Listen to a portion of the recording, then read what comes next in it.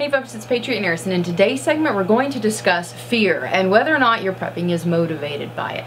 I get this question a lot, like, aren't you being motivated by fear?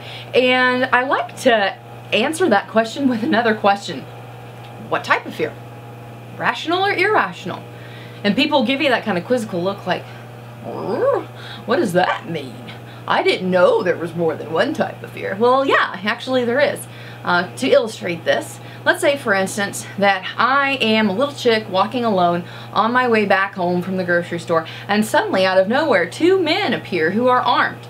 Do I have a rational reason to be fearful of these men? Yes, because the circumstances dictate that they probably don't mean me well. And I'm sure there are going to be people who are going to sit there and watch it in this video and pick it apart like, oh, but yes, it could be. Come on, play with me here for the sake of the storyline.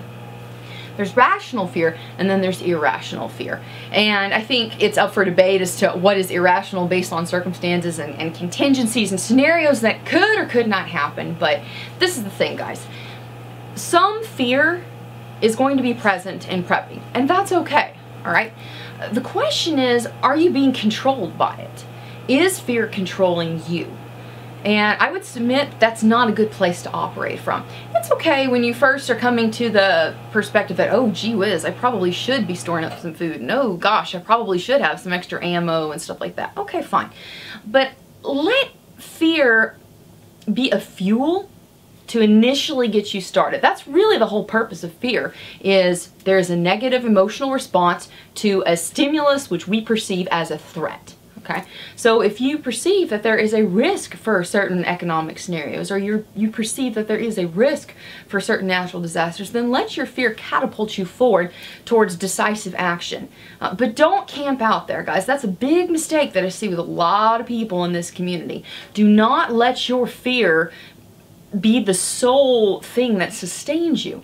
There has to come a point where we switch off of the emotion and we dial on towards intellect, towards reason, towards sound logic, and appraising the facts for the reality that they are. So I would encourage you guys, don't camp out with fear, but use the fear that is there to spur you on towards greater things and to moving out of the emotional stranglehold that it can hold on people. So I hope that was encouraging for you guys today. To summarize this, some fear is rational, some fear is reasonable, but not all fear.